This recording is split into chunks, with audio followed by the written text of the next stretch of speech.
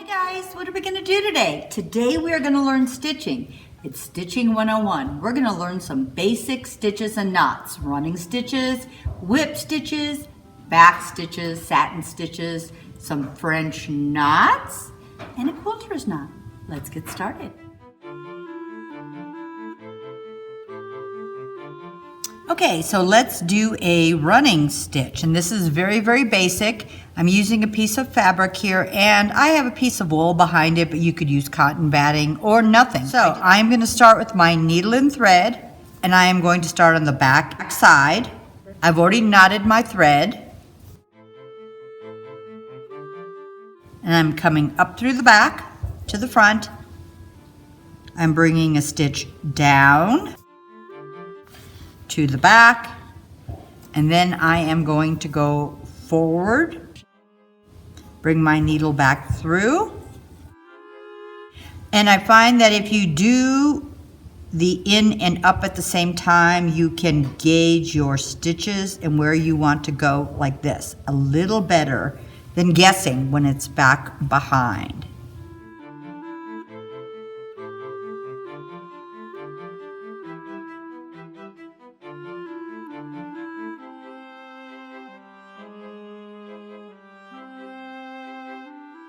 So I'm doing the exact same thing all the way around, not pushing the needle all the way through the back. I'm doing the back and the front at the same time. And it's easier to guide. Then you can do several that way. You're just going down and up, down and up.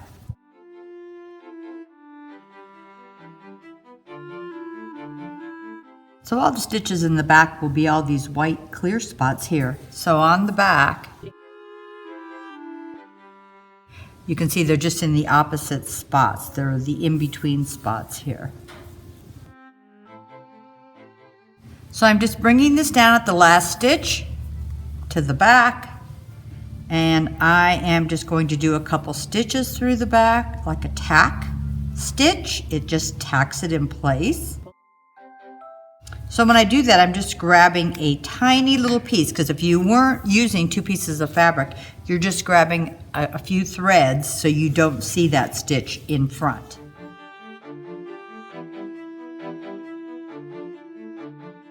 So I've threaded my needle. I'm starting in the back, and I'm just going to go up through. And just as it says, you're literally going to run. You're going down, up, pull your thread. So what I'm doing is I am literally just attaching a ribbon to a fabric with a running stitch. A lot of times you'll use this stitch if you're just basting some fabrics together before you machine sew them. Or you can use it as a decorative stitch. You'll just have little spaces in between if you go around a drawing.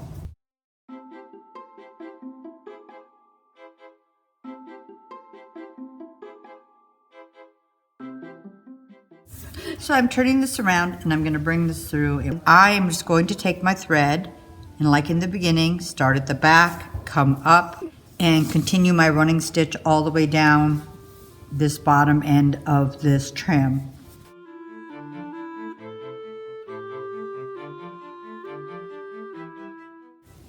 I'm going to do a couple tack stitches. It's just doing a couple stitches here in the same spot to hold my thread and knot it that way.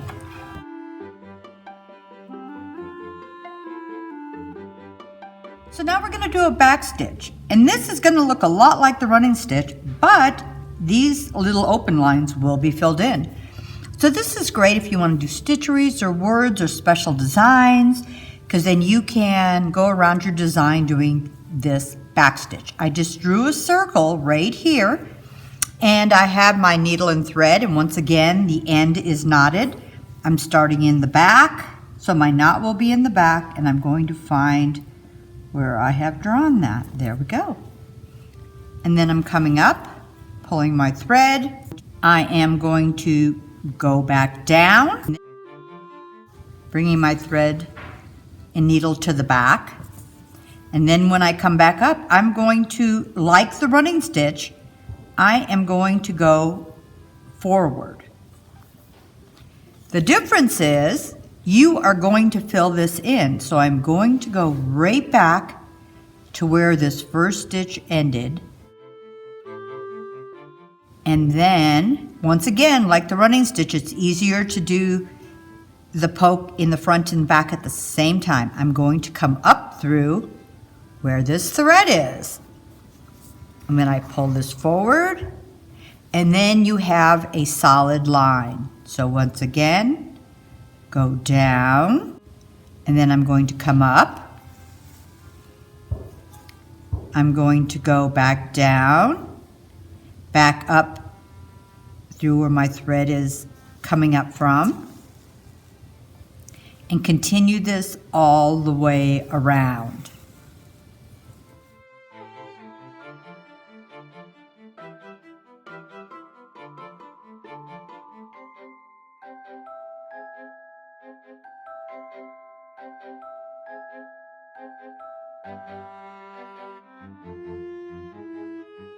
Okay, so I am just going to bring my thread to the back and just do a couple stitches to tack it in place. Now we've done our back stitch. I am going to do a back stitch next, and that's a wonderful stitch because it looks like a solid line. It looks like a drawn line. So if you like doing stitcheries or things like that, this is the perfect stitch. I went from the back to the front, then I am going forward, and you can decide how large you want your stitches. Then I'm coming back out. So it looks like the start of a running stitch.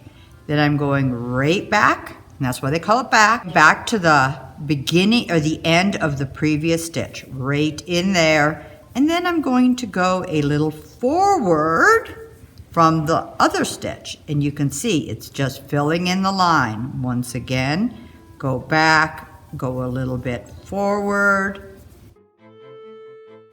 And if you draw out, it usually goes a little smoother unless you're just doing it freehand and want to do a fun line. I'm going to go back right here to the end of this stitch. I'm go in, go forward, come up, go in, go forward, come up.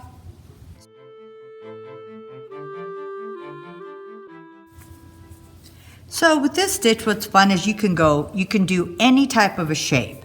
You don't have to do a straight line. You can follow, I could follow all of these white swirls. You can go any which way you would like. And then to hold this, once again, I'm just going to do a little tack stitch, which is just 2 stitches, 2 or 3, and then there you go.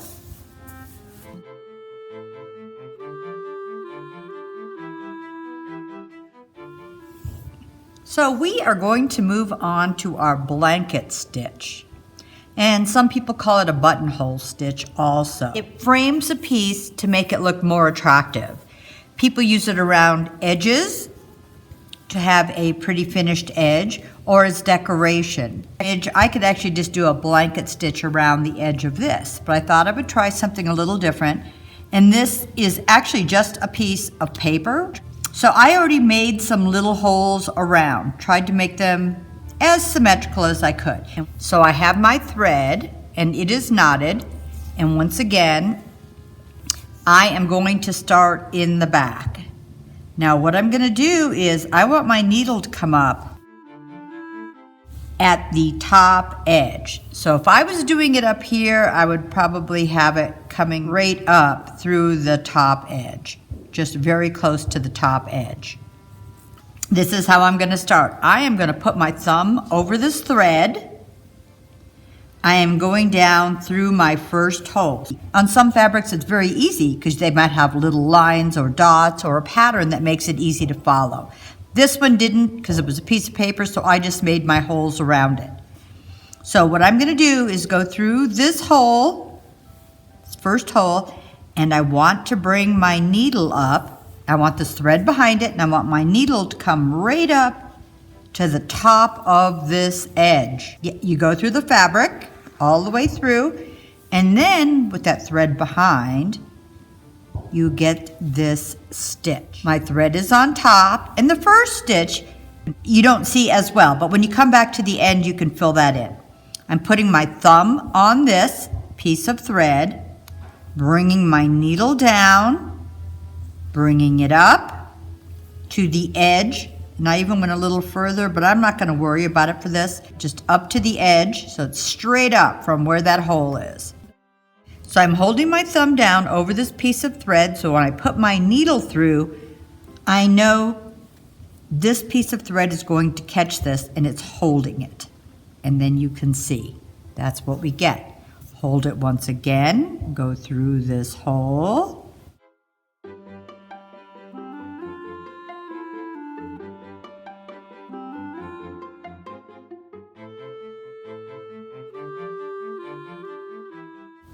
Through the hole, up to the top, holding this thread, pulling, and you're getting this fun decorative stitch.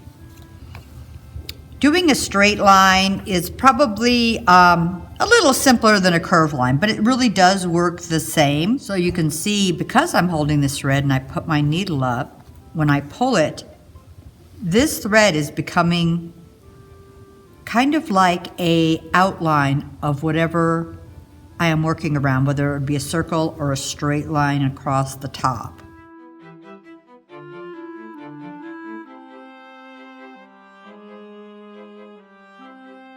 So when I get to the end here, so this was our first stitch right here, and part of this is underneath, so I want this line to go across. Now you can do several things. You can just go straight down through that and just pull it down and knot it, or you could go through this again, bring it up, bring your needle and bring it back down. And then I will knot it in the back with the tack stitch.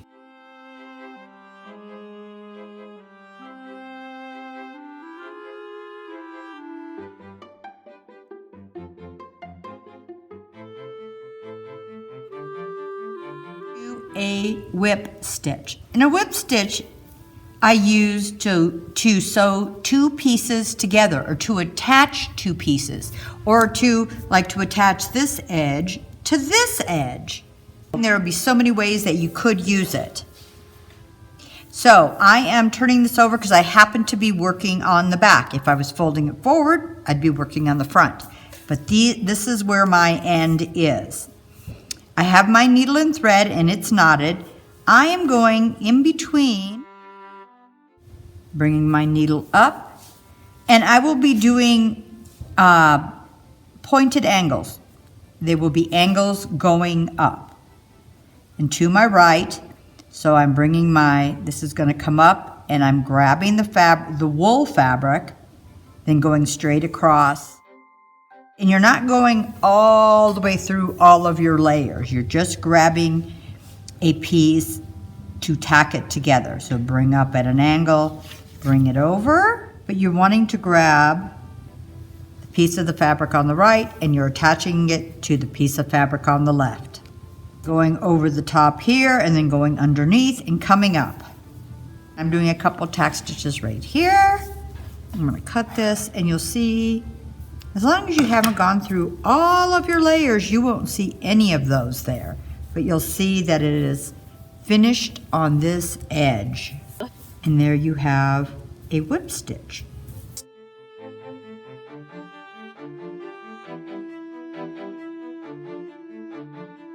So what we're going to do next is a whip stitch. Now a whip stitch is great when you're trying to attach a couple pieces together. Whether you were sewing a pillow and needed to sew these two ends and you wanted to sew them together, or you just want to attach something to something else. Once again, I'm going to start from the back side. So what I did is I went slightly into the piece I was attaching to another piece. Now I'm going to go slightly up, and then I'm going to go straight across. Up at an angle, straight across this way.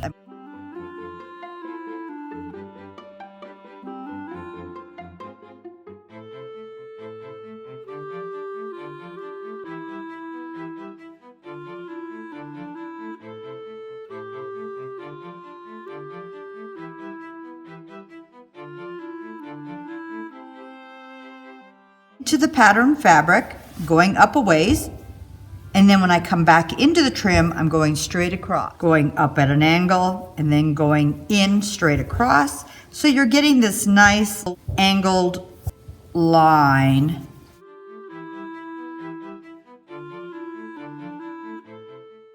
And for this demonstration, I'm making my stitches fairly large. Usually if I'm whip stitching a pillow, my stitches are much smaller, and then I will slightly pull them so you won't even see your stitches. You can make them as close or as far as you would like, depending what you're sewing on and what you need. If you need more security, you're going to want them closer. And if that's not an issue, you can even have them farther.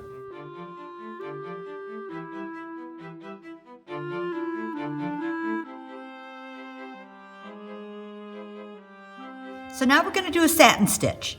So what I did is I just drew a little heart on here, and a satin stitch really means filling in a section. So whatever, if you want to fill in a circle, a triangle, a square, a heart, anything you want to fill in, you would use a satin stitch. You probably want a thicker thread. I'm using the same thread and I have it by 4.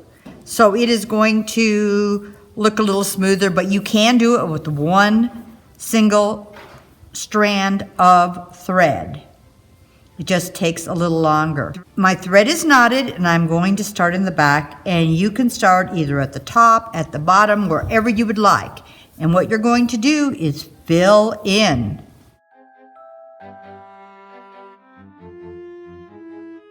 There really is not much to fill in on this very little point. So I am going to put my needle in to this right side, and I am going underneath to the outside edge, and as we get further up, it will be really evident. So right here where my drawn line is, go all the way underneath where the drawn line is over the other side. When you put your needle underneath, you can see your thread is going on top as we go back and forth. And you can see how it's filling in. Now with this stitch, you need to watch that you don't pull too tightly or it is too loose. You just want to watch your tension on this and continue up from edge to edge.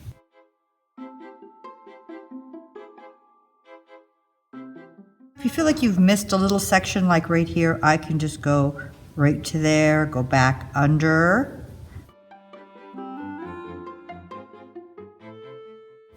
And go back and fill that in.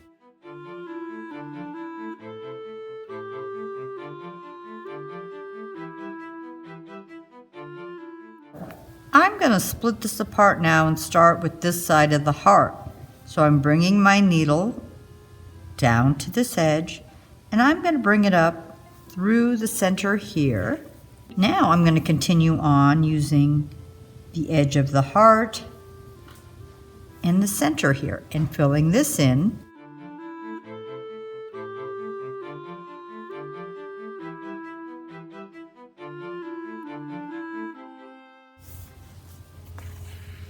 So this just little bit is getting smaller and smaller, and I just have a little bit at the top, and then pull that through, and then I'm just going to take my thread from underneath and continue, start down here again, but you could start at the top and go in. Either way you would like is fine.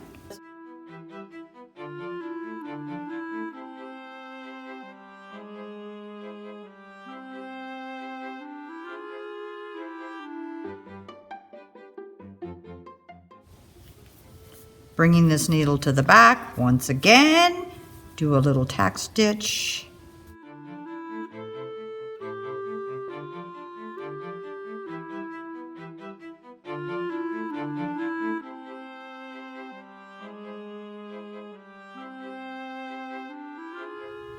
So I'm going to show you how I do a quilter's knot. Needle and thread in one hand, the end of the thread in the other hand. I'm holding them like this. Going to lay my needle on top of my thread. Wrap it around a few times, 2, 3, just however many you feel like it. Now I'm holding all those wrap pieces in my finger. I'm going to push this needle up, holding that wrap thread still, bring it all the way down. And then you have a quilter's knot, and you have a knot right there. Now what's fun with this is actually how you do a French knot when you're doing it above your fabric, the same concept. So let's try that. Like if you wanted to do little dots and flowers or eyes or anything you can think of that you'd like little round dots, depending on the thickness of your thread and the thickness of your needle, you could use really, really heavy colored thread with a very large needle and make large circles that come up. We're just going to use this, and I'm going to start with my needle and thread and my little knot at the end. Start from the back side. I'm bringing it up and all the way in. This is where we're going to do this, the same thing, except for I have a knot on the end, so it's holding my thread up. I'm going to take my needle and bring it close to where it's coming out of the fabric. I'm going to wrap my thread around. The larger you want your knot, the more you wrap around. Once again, hold all those little pieces with one hand and pull your needle up, and you have this little knot. Then I'm going to go real close, not the same hole, but very close. Come back down, and then you have a very cute knot right here. Let's do it again. I want to put one just a little ways away. So I'm going to bring my needle up, hold this thread, put my needle at the end, wrap as many times as I would like, hold it with these two fingers, those right there, bring my needle back down, knot through the same hole, or you could pull your whole knot through to the back. And there we go. Now we have 2 knots there. If you had done a back stitch with a cute little flower, you could do a lot of these in the center and it would look like a cute little flower.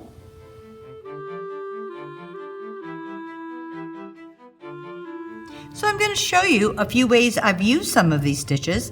You can see on this I did a back stitch. I also did a running stitch, but I made them X's, and also a back stitch even where the hair is, and French knots for eyes. This fun fabric journal, I used a lot of running stitches, and I used them as my decorative stitches to hold these pieces down. So here's a fun book I did last year, and I did running stitches in here. Same thing, these are actually just single stitches that I made into X's, and then a back stitch where the word bird is. Here was a fun purse that we had done, and we had stenciled the image, but I did use lots of running stitches as decorative stitches on this. And you can see in here where I used my whip stitch to fold this inside in, this inside edge, and attach these 2 pieces to the backing. So this cute placemat we had just done a video on not too long ago, and I'm just showing you how I used my back stitch on all these images that we had drawn on here. Here's another fun little bag that we did a back stitch on, sewing this cookie mix on here. And then if you look closely, you can see we whip stitched this edge to this bag. Here was a fun girl I had done up. And we are using a running stitch around this, a back stitch for the numbers, and French knots for the eyes. This guy is just so fun. I just wanted to show you how I just made little X's. It was just a stitch coming up, going back over. And this, because you do it tightly, is whip stitch holding this white heart to this red little boot. So this one, I used my whip stitch, and I just whip stitched this binding to the back just to finish it off. And then here was a cute new piece we had done, you can see I used a little whip stitch in the back, a running stitch to hold this ribbon to the stitchery, and then this is all back stitched. And once again, another way to attach your pieces. These are just wool. I've cut these wool out and I just did a small whip stitch all the way around these pieces to tack them in place. So I hope you guys thought this was fun and very easy. It really is relaxing. You don't need to buy a machine. You just need a couple needles and some thread. You can even see on this jacket we had done quite a bit of stitching, but you can just sit and play and stitch. Now you have no excuse, whether it's on paper, fabric, anything you would like. Hope you guys give us a try. Look at some of our other videos with stitching. But whatever you do, have fun.